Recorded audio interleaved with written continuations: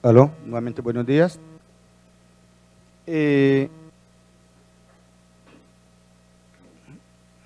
Pasa, por favor.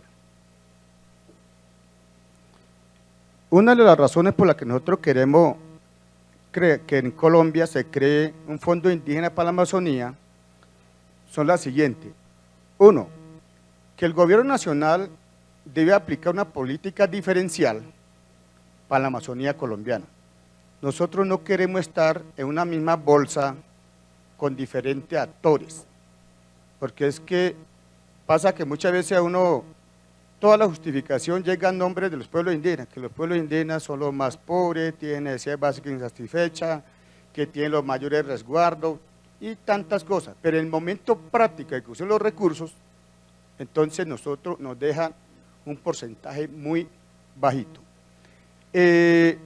También hay que ver que el gobierno colombiano debe tener en cuenta la importancia de la Amazonía colombiana.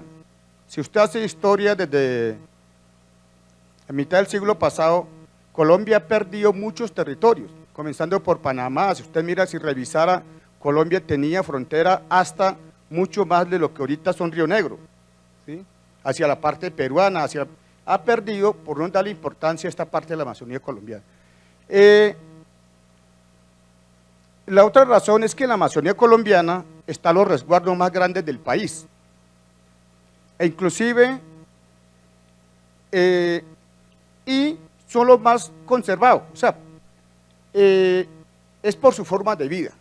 Por ejemplo, cuando nosotros pensamos en conservación, muchas veces estamos pensando solamente en la fauna, flora, pero no estamos pensando en la forma de vida de los pueblos indígenas, pero que también hay pueblos indígenas que ya se han transformado su forma de ser, ¿sí?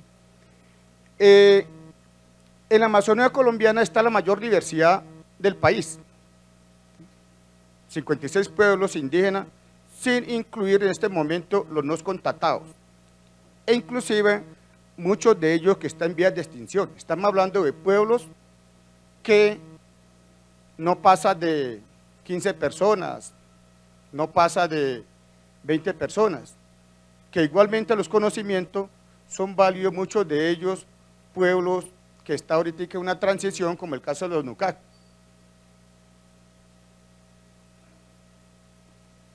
Si miramos, por ejemplo, los resguardos de la Amazonía colombiana, están ahí, ¿sí? Pasa la otra, y son, o sea, los resguardos, el área de resguardo es mucho más grande que el área que las áreas protegidas. Inclusive, son mucho o mejores protegidas que las áreas protegidas, valga la redundancia, que las áreas protegidas. Porque es que una área protegida, como el caso de Puinabay, ¿sí? Se le está entrando los mineros. Siga, por favor. ¿Por qué crear el Fondo Indígena para la Amazonía colombiana? En la Amazonía colombiana, según los estudios que se han hecho de diferentes fuentes, están los minerales de alto valor económico y estratégico. Estamos hablando de oro, estamos hablando también especialmente de coltan, mal llamado coltan, no debería llamarse así, ¿sí? Que tarde que temprano, por necesidad de la comunidad mundial, tendrá que explotarlo, van a tener que hacerlo. ¿Que en dónde? Eso es lo que no sabemos. Presencia de diferentes actores y grandes proyectos legales e ilegales. Actores. La Amazonía se ha vuelto, incluso desde los años 60, como el lugar donde se asientan aquellas personas, llamémoslo entre comillas, delincuentes, que en esa época estaban los pájaros, estaban los liberales, los conservadores, se mataban y se escapaban hacia la parte amazónica. Hay mucha gente que llegaron allá y allá quedaron, pero no llegaron con buenas intenciones, que después los hijos se volvieron colonos, pero no llegaron con buenas intenciones. Igualmente, la Amazonía ha tenido el protagonismo de la Caquetá, Putumayo, Guaviare, parte de Baupés, parte del Guainía, el protagonismo de la coca. Si bien ahorita, entre comillas, ya no existe, en la vida real sigue existiendo y seguirá existiendo mientras haya problemas sociales, problemas económicos en el país. Eso hay que tenerlo bien claritico. El otro, los proyectos legales, mucha infraestructura, muchas zonas de colonizaciones, actualmente están planteando que se cree en la Amazonía colombiana, especialmente en Caquetá, ¿sí? Áreas exclusivas, ¿sí? Ellos lo llaman reserva campesina, pero más que reserva campesina, van a ser, yo no estoy en contra de la guerrilla, pero van a ser más foco de porque las reservas campesinas se van a crear donde la guerrilla tuvo presencia por más de 15 años, o sea, donde hay condiciones para crearla, ¿sí? Y ellos también tienen sus propias prioridades. Ellos frente al gobierno no se van a quedar esperando que el mundo le va a solucionar los problemas. Y la minería ilegal. En toda la Amazonía colombiana hay minería ilegal. Sí. Que no se vea porque RCN o Caracol o El Espectador o Periódico El Tiempo no llegue allá, ese es otro panorama. Pero de que existe el problema, sigue existiendo los problemas de minería ilegal. Otro problema que existen es la politización de las entidades territoriales, incluyendo las dos corporaciones autónomas que hay, las CARS, ¿sí? CDA y Corpoamazonia. Un nivel de politización alta, donde una propuesta que pasa a los indígenas no pasa por el hecho de que usted tiene que estar matriculado con algún partido o con un amigo. Igual pasa con la gobernación y las alcaldías. Y también hay que ver el bajo nivel como los espacios de control. Por ejemplo, los concejales, los diputados, o sea, el nivel académico. Si el nivel académico de los consejos y la asamblea fueran alto, ayudan a avanzar al gobierno local. Pero pasa que ya se vuelve como un obstáculo, ¿sí? Se vuelve un obstáculo. Por favor. Ahí está prueba de solicitud de títulos mineros en la Amazonía colombiana. Si uno revisara la cola, por ejemplo, del Guainía, nosotros ya estábamos le metimos una pata a los brasileros, ¿sí? El gran error que tiene el pensamiento, y ninguna de las solicitudes que hay, ¿sí? más de 600 solicitudes que hay, no son de las personas que viven ahí, son de australianos, canadienses, estadounidenses, ingleses, ¿sí? Pero no es de la gente de ahí. Entonces nos preocupa por el hecho de que, porque ahorita se cayó la resolución 045 de la Agencia Nacional de Minería y quedamos expuestos de que en cualquier momento, como no se entiende entre diferentes ministerios, cualquiera pueda darle los títulos mineros. Pasamos, por favor. ¿Para qué crear los fondos? ¿Para qué crear el fondo? Uno, porque tenemos que unificarnos. El Estado, organizaciones indígenas, los cooperantes, las ONGs que intervenimos en ese territorio, tenemos que hablar el mismo lenguaje. Pareciera que estuviéramos como duplicando esfuerzos, duplicando recursos, ¿sí? A veces hasta nos contradecimos. No, la idea es avanzar con un solo propósito, conservar la Amazonía colombiana. Igualmente optimizar los recursos.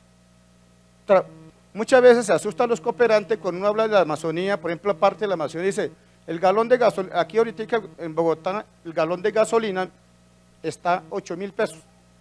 Usted va a un sitio que vale 35.000 por el galón y se asustan, porque nunca han ido a los territorios de la Amazonía colombiana. Lo otro, por ejemplo, muchas veces se asusta cuando dice desde Villavicencio paguemos un vuelo a La Chorrera, el caso de WF, ¿sí? Pero todo lo que han ido han aprendido. La ida le cuesta 7 millones de pesos, la venida le costó 7 millones de pesos, ¿sí? Otro, hay que crear una política incluyente. La Amazonía no puede seguir siendo como la Cenicienta de Colombia. Hay que darle la importancia que es. Igualitaria para todos. Porque también hay que mirar que la Amazonía es todo. Yo le decía la colita, por ejemplo, del Guainía, San Felipe. El Estado allá prácticamente no existe. El Estado llega cada vez que hay elecciones. ¿Sí? Otro para garantizar que el tema red indígena no entre a competir con otros actores, con otros sectores, con otras instituciones. ¿Sí? Por favor. De la administración, yo creo que ahí coincidimos con los que plantean los de la COICA, pero en este caso es más un caso colombiano, más un caso colombiano. Debe ser a través de una junta directiva nacional colegiada, donde puede intervenir las diferentes instituciones del gobierno nacional, Ministerio de Medio Ambiente, corporaciones, no sé, universidades públicas, y que estén sentados los pueblos indígenas, las ONGs que trabajen el tema exclusivamente o temas asociados, es decir, por ejemplo, los que trabajan, por ejemplo, ACT trabaja conocimientos tradicionales, medicina tradicional, son muy asociados al tema de cambio climático y red. Y la agencia de cooperaciones, por lo mismo, cuando, por ejemplo, se reúnen las comisiones mixtas, los pueblos indígenas sí deberían de participarse en las comisiones mixtas de negociación que hace entre Estados, sí deberían estar sentados ahí. Con unos mecanismos de evaluación, seguimiento, información pública. Si nosotros queremos que la Amazonía sea diferente, hagamos las cosas diferentes, ¿sí? Que la información sea pública, que no se quede entre nosotros, sino que llegue, que hagamos audiencias públicas, concertaciones públicas, comunitarias, ampliadas, traducidas en lengua, para que todo el mundo sepa que estamos haciendo las cosas bien. Cuando la cosa se hace en forma masiva, entendible con todo el mundo, se avanza. Hay que crear políticas y criterios diferenciales para asignación de recursos, porque no es lo mismo asignar recursos, por ejemplo, para la Macarena, que asignar recursos para la Chorrera, o para San Felipe, o para Barrancominas. ¿Sí? Tiene su, digamos, sus más y sus menos. ¿Y qué le proponemos finalmente? Eso lo hemos dicho a partir, hace poco tuvimos la reunión de Mesa Indígena Ambiental Amazónica, MIAC, que hace parte de, es como hace la parte técnica de la Mesa Regional Amazónica. Uno, que los recursos que lleguen, por ejemplo, el caso de Visión Amazonia, ¿sí? Nosotros no queremos que nos metan en la bolsa, dijeron, bueno, trabajemos unos porcentajes, entre nosotros nos sentamos, miremos cuáles son nuestras prioridades. No es que estemos excluyendo a los otros sectores, pero es que nuestras prioridades son diferentes a los otros sectores, a los de madereros, mineros, ganaderos, son diferentes. Y diferente a las prioridades de las instituciones. Igualmente le hemos dicho a Fondo de Acción, ellos manejan fondos de carbono, que también debe ser. Esta noticia queremos llevarlo en todos los espacios al gobierno nacional, ¿sí? Gobierno nacional, especialmente el Ministerio de Medio Ambiente, para que podamos hacerlo más efectivo, más concreto. Es una línea muy general, pero en el camino podemos ir trabajando, ¿sí? No hay que esperar que todo ya esté dado, no. Siempre los procesos tendrán que ser dinámicos, pero cuando son estables, no se avanza, ¿sí? Bueno, muchas gracias.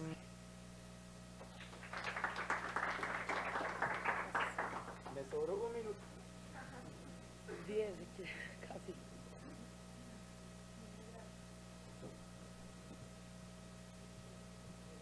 Muy bien, entonces tenemos un rato para hacer las preguntas que tengan a los dos casos, a Tirso Candre y a Mateo Estrada. ¿Quién quiere empezar? Mientras se deciden, les voy contando. Vamos a continuar una vez terminemos la sesión de preguntas.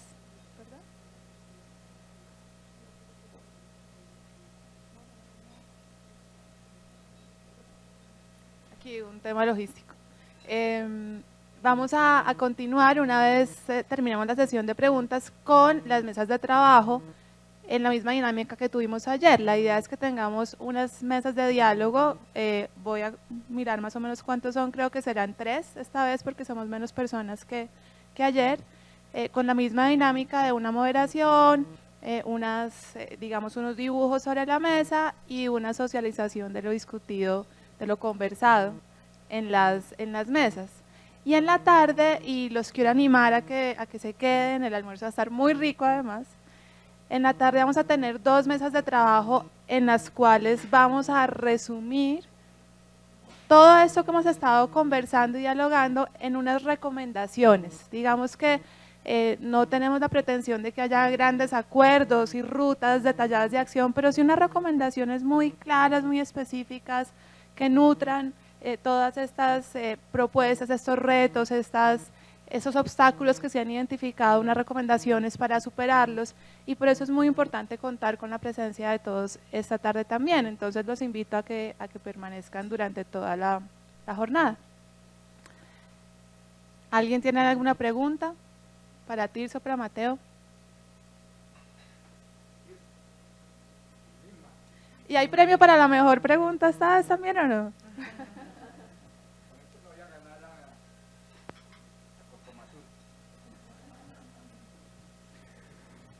No, compañero Tirso,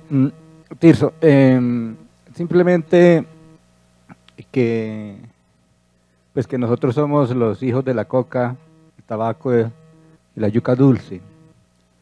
Dentro de esa visión que ustedes trabajaron y que están comenzando a impulsar, diríamos que cómo ustedes reafirman los principios culturales de esa cultura que hemos mencionado, para fortalecerla. Sí, porque es que nosotros a veces las dinámicas politiqueras de las instituciones, de las ONG, nos pueden engañar en el camino y perder las rutas trazadas como principios culturales.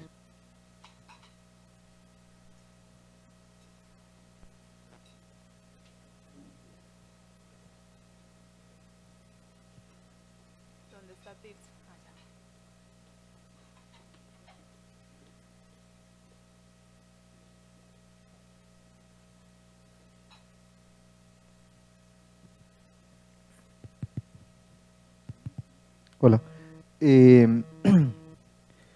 ¿Cómo se reafirman los principios culturales?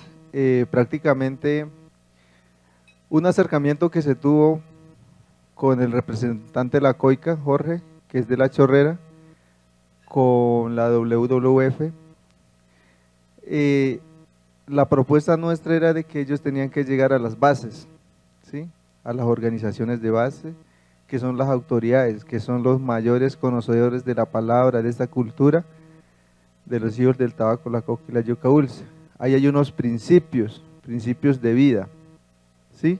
Una vez estas dos instituciones llegan y se concertan con los mayores y los 22 cabildos, así como lo mostramos en la estructura, pues ellos los acogen, ¿sí? Acogen a partir de una palabra, de un diálogo, a partir de los elementos sagrados que es el tabaco, la coca y la yuca dulce.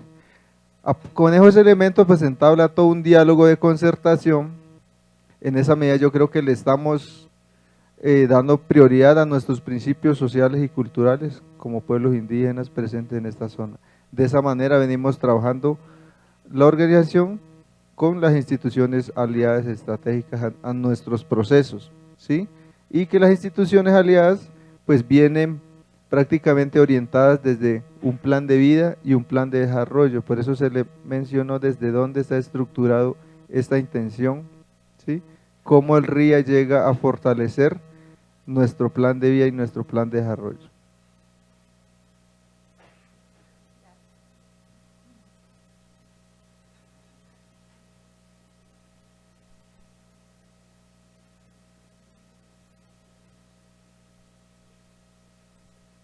Hombre, conociendo un poco la dinámica de la Mesa Regional Amazónica, la pregunta para los compañeros Leo Piazzi, está el compañero Fragaro, que hace parte, pues, y es cómo realmente lograr que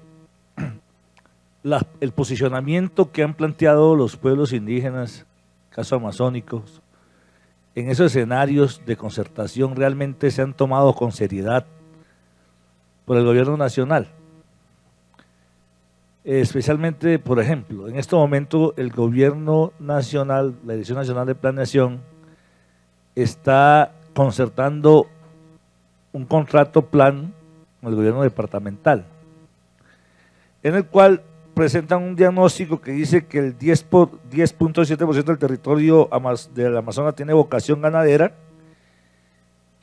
y que el Amazonas cuenta con 2.3 millones de hectáreas con vocación agrícola y que el 98% se encuentra subutilizado, o sea, rompiendo con todo el esquema pues de lo que ha planteado, que yo soy testigo, la dirigencia amazónica, los pueblos indígenas en diferentes escenarios. Entonces uno dice, bueno, ¿cómo lograr ese posicionamiento? Era como la observación y la pregunta ahí para los compañeros del OPIAT.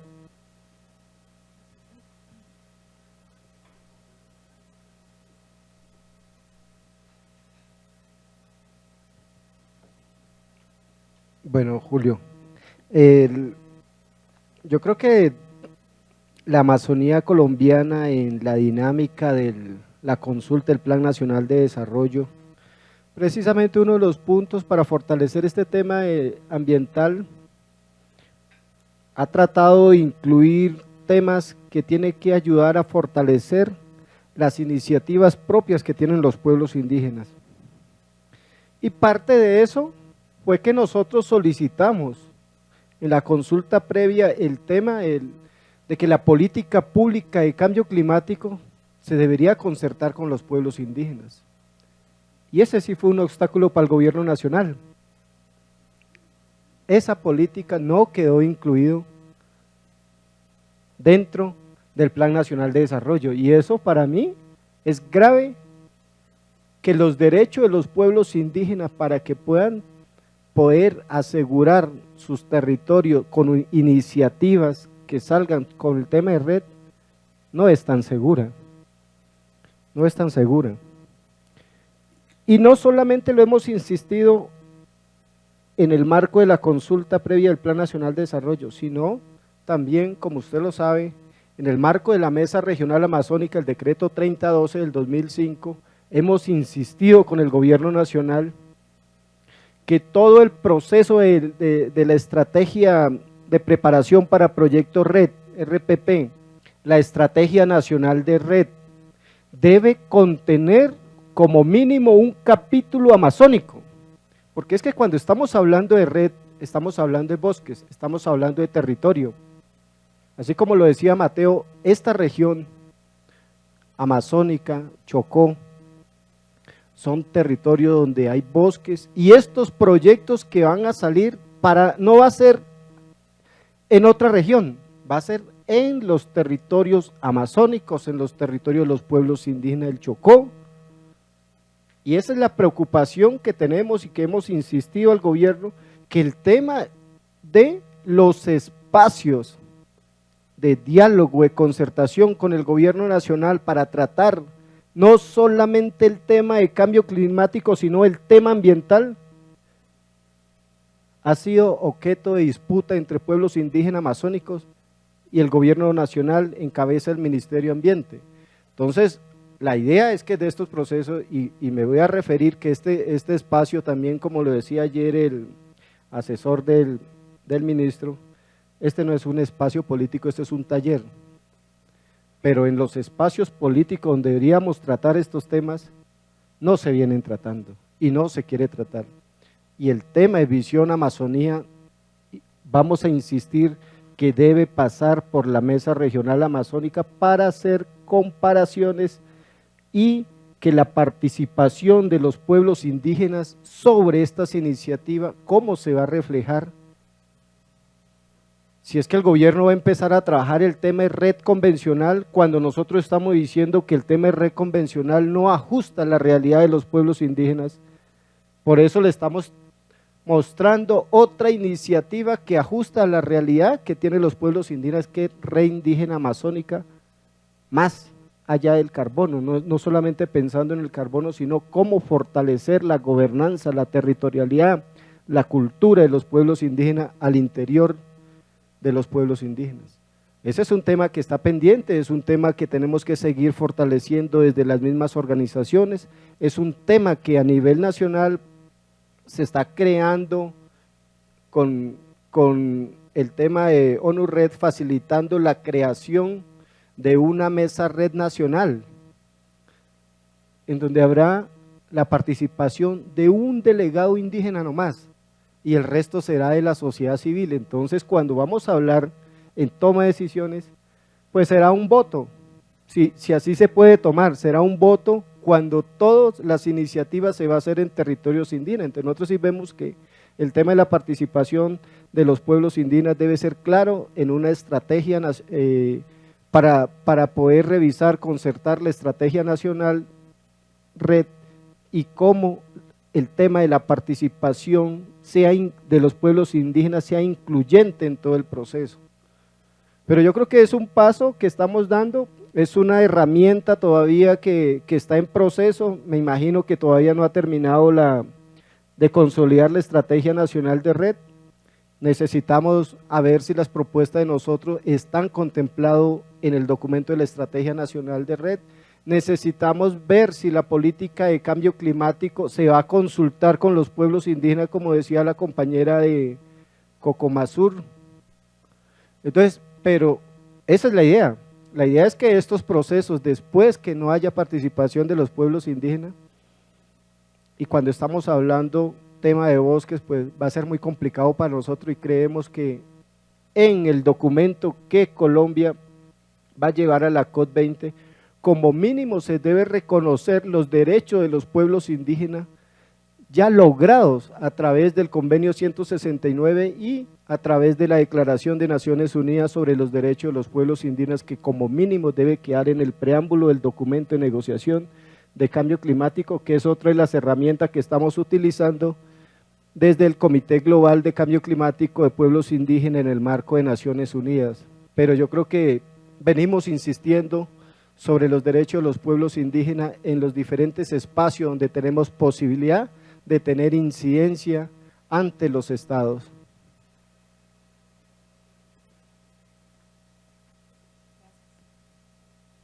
¿Hay alguna otra pregunta?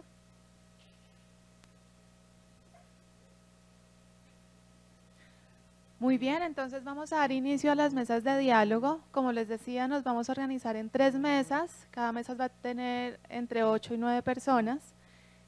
La invitación es la misma a la de ayer, a estar revueltos de alguna manera, que haya, digamos, las perspectivas desde los diferentes sectores, las ideas desde las experiencias de estar en una organización indígena, de estar en una institución pública, de estar en una ONG acompañante.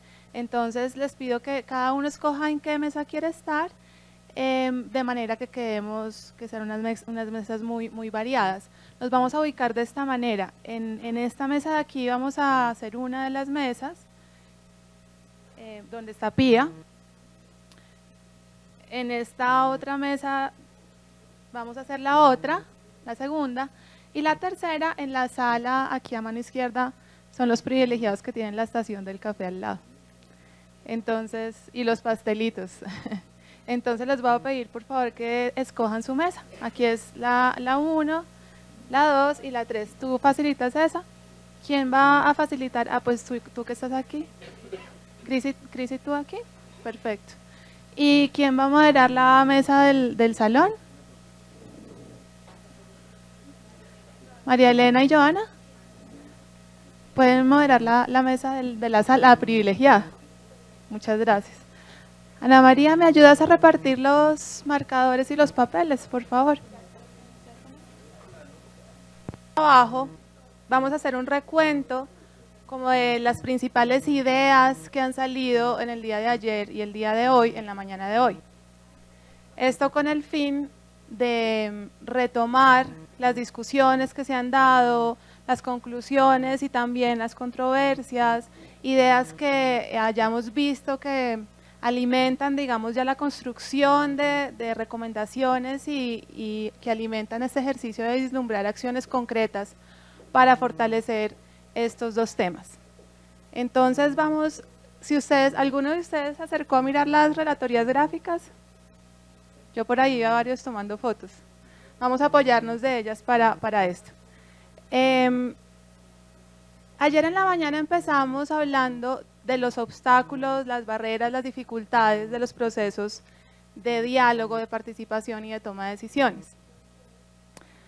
Uno de los aspectos que se señaló es que el diálogo en general está muy centralizado a nivel nacional y centrado en unas pocas personas que están participando recurrentemente en los diferentes espacios, pero que en el ámbito de lo local es mucho más restringido y que por esto se enfrentan diferentes obstáculos. Por un lado, hay poco conocimiento del tema de la estrategia red y en general de la problemática de cambio climático, y no solamente a nivel de las comunidades, sino también a nivel incluso de la institucionalidad local, que tampoco está empapada del tema, tampoco lo conoce. Veíamos que esto en parte se da porque hay unos altísimos costos de movilización para llegar como efectivamente a las comunidades. Veíamos también que incluso esto se da porque hay vacíos de representatividad. No encuentro las ideas en el papel. Entonces, resumiendo nuevamente, un diálogo centralizado y centrado en pocas personas. La otra dificultad que se identificó es que hay un enorme, hay bloqueo en el flujo de la información. Se hablaba que muchas veces, incluso cuando hay esfuerzos efectivos de construir y de tener discusiones en lo local, a veces esa información no sube y viceversa, tampoco baja. Entonces hay bloqueos en el flujo de información.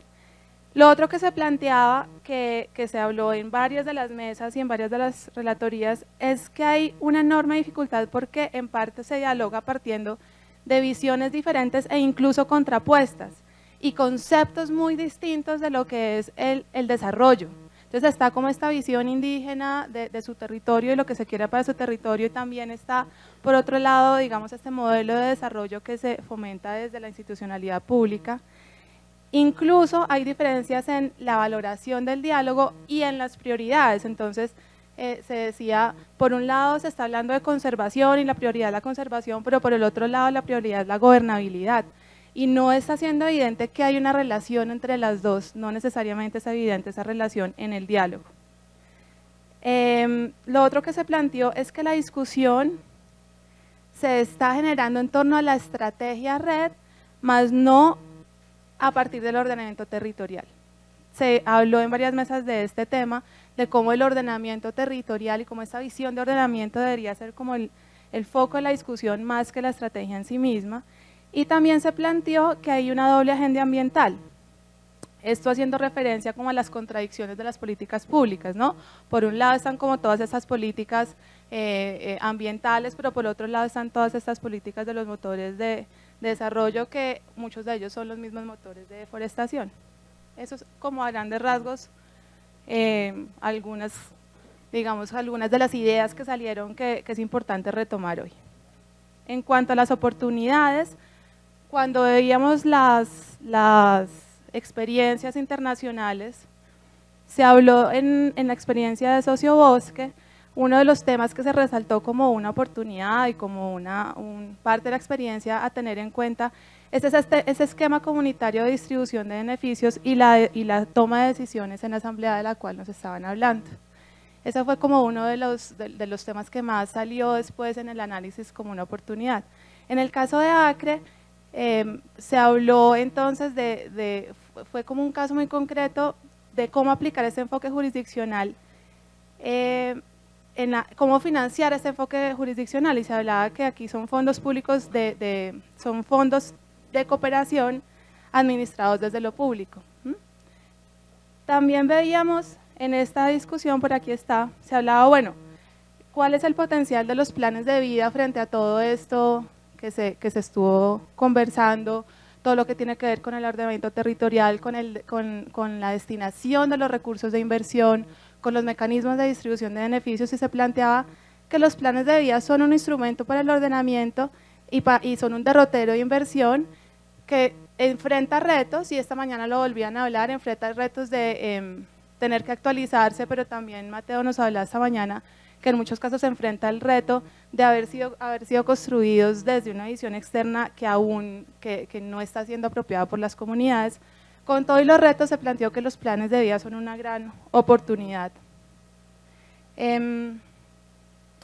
Algo más de lo que se hablaba y que se retomó hoy es que pensando como, bueno, estos mecanismos de distribución de los recursos cuentan con otras oportunidades que las organizaciones indígenas pues ya tienen experiencia, ¿no? Entonces ayer nos hablaban, hay una historia de estar administrando y ejecutando recursos del Sistema General de Participación, ya con eso se cuenta y digamos que el punto de partida entonces no es cero, se planteaba que está el reto entonces de hacer fortalecimiento, de hacer ajustes, de hacer una revisión de mecanismos, pero que no se parte de cero, ya hay una experiencia. Entonces entramos ahí a los retos que se planteaban por aquí. Uno es precisamente fortalecer las organizaciones indígenas porque ya hay estructura y hay mecanismos, ¿no? Entonces hablaba de fortalecer la MIAC. ¿Ustedes la ven? Por acá. Lo otro que se planteaba es que si bien hay esta experiencia y esos escenarios, hay una dificultad enorme y es que hay desconfianza. Se hablaba de cómo incluso aún más, lo decía creo que el compañero Lopiak, que incluso aún más de los agentes de cooperación internacional, de la cooperación internacional hay desconfianza, entonces hay una enorme dificultad como en esa ejecución de los recursos. Lo otro que se planteaba es cómo se definen los recursos, en qué se invierten los recursos.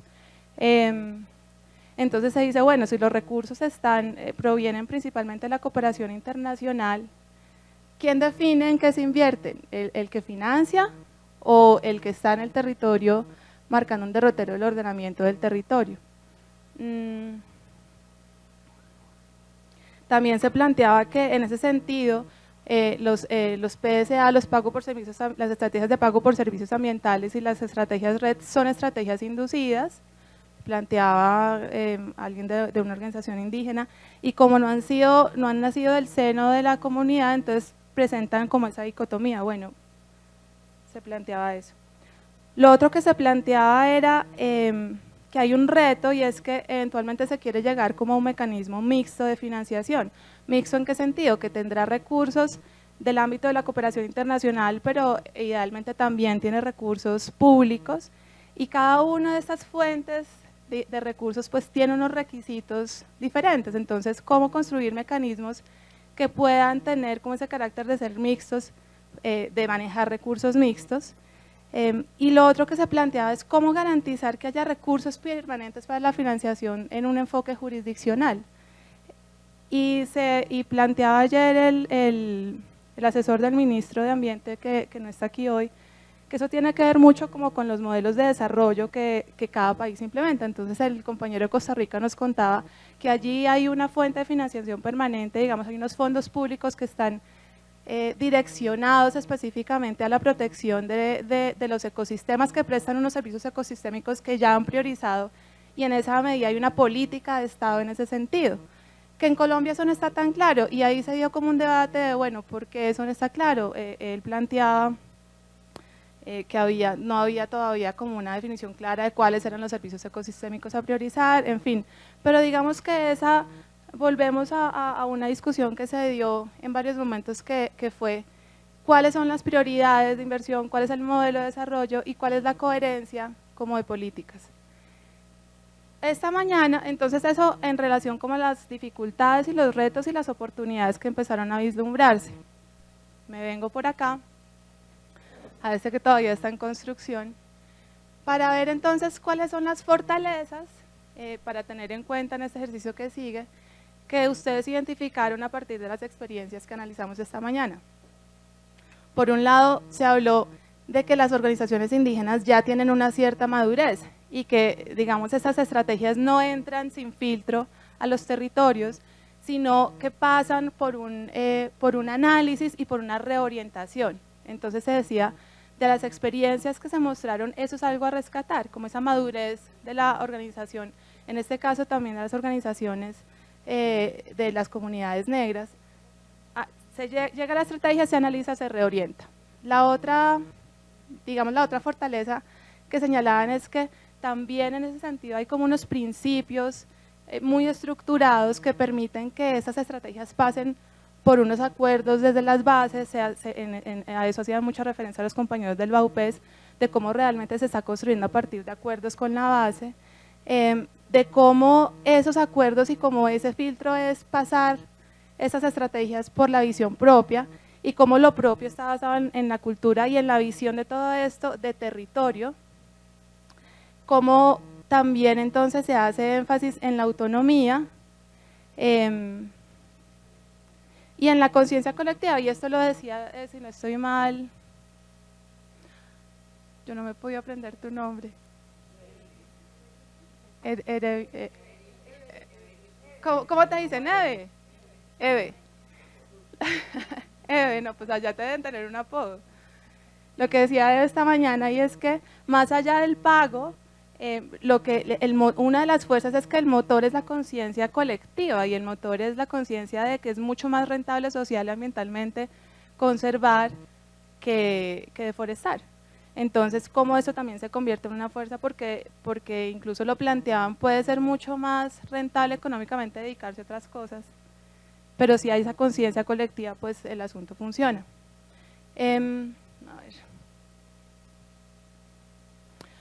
Lo otro que se planteaba es que estas experiencias dan mucha, digamos, fuerza y dan como peso para seguir argumentando que es importante fomentar la gobernanza como estrategia de conservación, y en ese sentido hablaban en esta mesa que Colombia ha suscrito unos convenios internacionales en donde eso ya hay un reconocimiento de la importancia, y hay un compromiso de que haya no solamente participación, sino fortalecimiento de la toma de decisiones con las estructuras organizativas en los territorios. Lo otro que se planteaba de lo de esta mañana es cómo ya hay como una materia prima y hay una experiencia rica en esos territorios donde ya se tiene experiencia, y cómo esa experiencia puede permitir que sean las mismas comunidades las que intercambien el conocimiento y entrenen unas a otras. Se hablaba de que los mismos líderes que han participado se vuelvan formadores en otras comunidades en donde las estrategias apenas se van a empezar a implementar. Y otro, digamos, para cerrar, hay más ideas, pero para no tomar mucho más tiempo, otro gran tema que salió esta mañana que es muy importante es cómo esas experiencias aportan a la estrategia nacional. Entonces se hablaba de, por un lado, que ya esto plantea como una visión propia, como Mateo le llamaba, con identidad de Amazonía, ¿sí? Cómo se plantea que se necesita un abordaje diferencial, y que incluso dentro de la misma Amazonía se necesita un enfoque diferencial también, porque hay subregiones con características muy distintas. Entonces se planteó como esto. Y se cerró esta mañana con una reflexión que también creo que orienta muy bien el ejercicio de esta tarde, y es que una cosa es el cambio climático, otra cosa es red. Como la problemática del cambio climático puede ser abordada por diversas estrategias, siendo red solo una de ellas. Y se planteaba cómo desde los pueblos indígenas se aborda mucho más con esa perspectiva amplia, con esta visión de territorio, con esta visión como de la complejidad de la problemática y del territorio, que desde la estrategia misma. Creo que también Eve lo mencionaba esta mañana, ¿no? Como que aquí no estamos hablando de red, aquí estamos hablando de algo mucho más grande y más complejo en el territorio. Seguramente se me escapan muchísimas ideas que salieron, pero digamos esto para tejer nuevamente desde el inicio de la conversación ayer hasta donde llegamos hoy. Entonces, tienen estas ayudas de memoria ya aquí. Muy importante que en el ejercicio que vamos a hacer ahora en las mesas retomemos, en el caso de las dificultades y las barreras, pensar como en estrategias para superarlas, y en el caso de las oportunidades y las fortalezas, también en estrategias para potenciarlas y apoyarnos en ellas. ¿Cómo vamos a trabajar en las mesas? Ustedes ven ahí ya están las carteleras expuestas. La idea es que iniciemos en cada uno de los temas por vislumbrar como un sueño, ¿sí? Cuando uno habla de un alcance deseado es como ese derrotero que nos va a marcar a dónde queremos llegar en la situación de hoy. Y es muy importante saber que no estamos empezando de ceros. Ayer lo hablábamos, no es que no haya diálogo, sí hay diálogo, sí hay espacios de diálogo. ¿Qué es lo que se necesita entonces? ¿Cómo se refinan esos espacios de diálogo para que haya participación efectiva? Entonces empezamos por definir con mucha claridad de eso, cuál es ese derrotero, como hacia dónde se quiere avanzar, y una vez se defina eso, vamos a identificar, por un lado, recomendaciones y por el otro lado, acciones concretas que se les ocurran en diferentes ámbitos. En el caso del acceso a recursos y MEDB, en el ámbito local, regional, nacional e internacional, y en el caso de las estrategias de participación y toma de decisiones, lo vamos a hacer por actores. Vamos a definir como unos actores clave y a formular unas recomendaciones y unas acciones por actores. Tenemos en el trabajo en mesas, ¿qué hora es, por favor? Tenemos 1h15 para trabajar en las mesas. Y a las 4 de la tarde, cada mesa va a hacer una exposición con la misma dinámica de esta mañana. Se escoge un relator que tiene más o menos 10, 15 minutos para exponer porque van a ser matrices muy grandes y el grupo tiene otros 10 minutos para complementar la exposición. ¿Hay alguna pregunta sobre la dinámica de trabajo? Señor.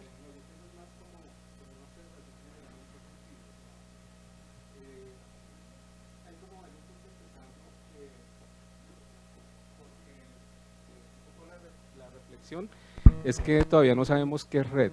A veces nos imaginamos que son los proyectos o que ya tenemos estrategia o que ya hay un mecanismo funcionando y no es así. Es decir, es un proceso que está en construcción. Entonces pareciera que eso ya lo tenemos diseñado y que, por ejemplo, el gobierno ya tiene una estrategia y no es así. Estamos simplemente con una hoja de ruta que nos plantea una construcción colectiva de lo que queremos hacer. Eso por un lado. Lo otro es que por ejemplo, cuando hace referencia que hay que primero hacer la zonificación o el ordenamiento del territorio y luego red, precisamente dentro de las opciones estratégicas de red para construir la estrategia está el tema del ordenamiento ambiental del territorio. Y cuando se miran esas opciones estratégicas, pues hay como unos elementos que pues de alguna manera ya han sido construidos e incluidos en el diálogo.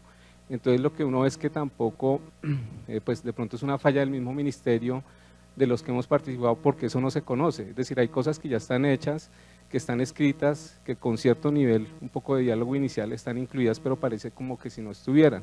Entonces simplemente quería como hacer una reflexión sobre ese punto. Gracias.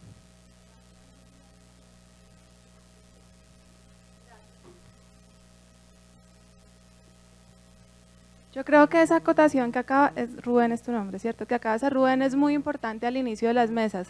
Es muy importante acotar realmente dónde estamos parados, porque tenemos la tendencia de empezar a proyectar estrategias y acciones como si no hubiera nada. Y yo creo que si algo se ha develado aquí es que sí hay mucho, sí hay un recorrido, todavía se escapa como aprender en el sentido como de hacerse dueño de esas claridades, pero sí hay mucho. Entonces yo creo que en las dos mesas el primer paso antes de aventurarse y lanzarse a pensar recomendaciones, acciones, concretamos muy bien qué hay y a dónde se quiere llegar.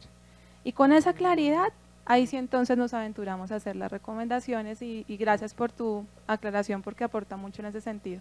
Listo, entonces, esta es la mesa 2, aquí van a trabajar con Pía y con Cris. Y en la mesa 1 vamos a moderar Paola y yo, Paola García y yo. ¿Listo? Entonces los invito, allá vamos a estar sentados en U.